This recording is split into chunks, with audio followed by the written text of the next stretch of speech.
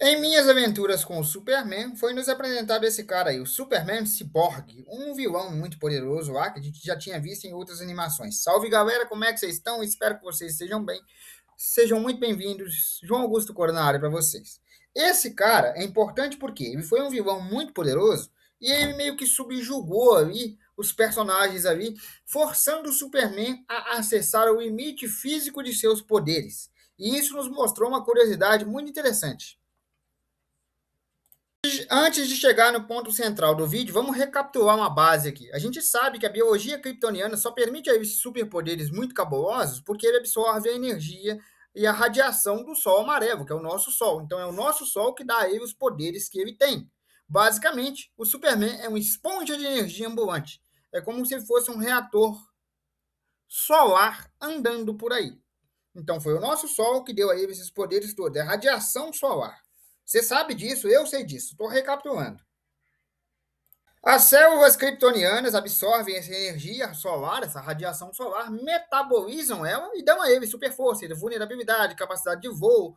Todos os poderes que a gente conhece do Superman vêm do nosso Sol. Então a força dele, tudo que tem, é uma energia solar que ele absorve e as células dele filtram aquela energia para transformar ele no homem de aço. Mas isso você já sabe.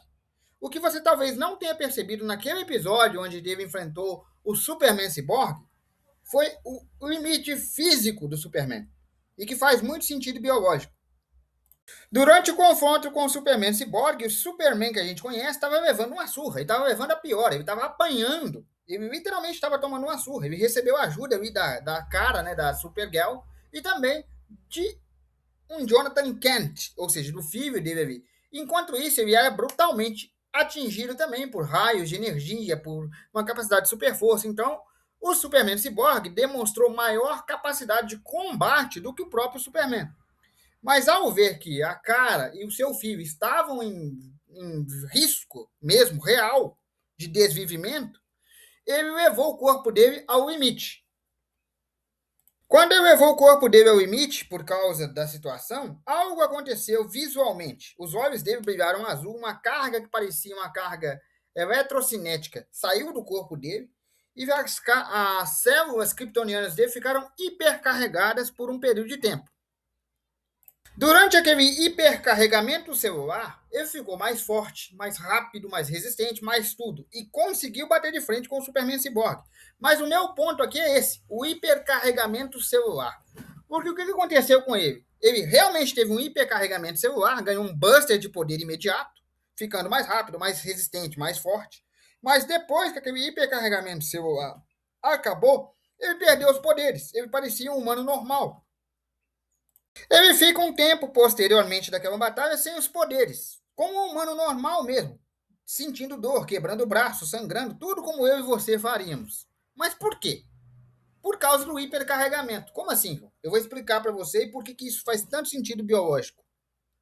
Vamos voltar ao princípio do Sol que você já conhece. O Superman absorve radiação solar. As células dele fazem meio que uma fotossíntese. É por isso que ele tem poderes. Não é porque vai para academia. É porque o corpo dele absorve radiação e dá a ele poderes. Então, ele tem ali umas células carregadas com energia solar. A mesma energia solar que painéis solares são carregados. O Superman é um painel solar ambulante. E quando ele vai carregando, ele vai ganhando poderes e usando os poderes de forma normal. Voa, tem super força, tem não sei o que, tem não sei das quantas. Quando ele precisa de uma carga maior, que foi o que aconteceu, e ele entra num estado de hiperenergização, ele está usando a carga reserva. Para ele acessar essa forma hipercarregada que a gente viu, ele usou energia reserva. O que é energia reserva, João? Não é a energia habitual dele. Se ele gasta 100 de energia habitualmente, sendo o Superman naturalmente, nesse ponto ele queimou 300. Então ele queimou muito mais do que ele tinha. Ele queimou energia mais rápido do que as células dele conseguiam absorver. Essa é a forma prática. Se a energia solar absorvida é equivalente a 100, a que ele queimou foi mais ou menos uns 300. Então, quando ele acabou de queimar, ele literalmente ficou sem nada, porque não tinha outra energia, não tinha fonte de recarga. Então, o sistema dele passou a se comportar como um sistema humano. Ele recebeu muita carga de uma vez, uma hipercarga de energia, dando a ele um buster dos poderes que ele já tem, se tornando mais forte, mais resistente e tudo mais. Mas no momento que aquilo ali acabou, a carga acabou, ele descarregou com uma bateria. Ele não tinha carga mais. Então ele precisa recarregar novamente. E nesse período ele fica sem poderes.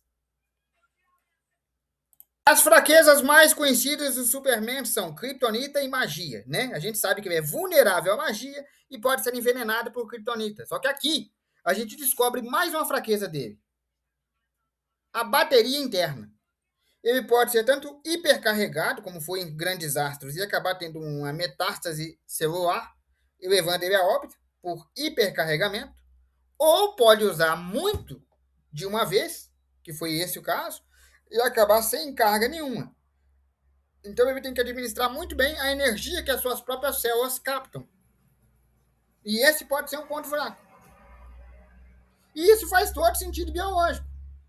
Porque as nossas células também absorvem energia, só que a gente não tira do sol, a gente tira da comida, né? Você come para sobreviver. Ele não precisa comer. Ele faz fotossíntese, literalmente. Bom, galera, eu vou ficando por aqui. Espero que vocês tenham gostado. Um abraço, fiquem com Deus e até a próxima. Amanhã a gente volta com outro vídeo aqui do canal.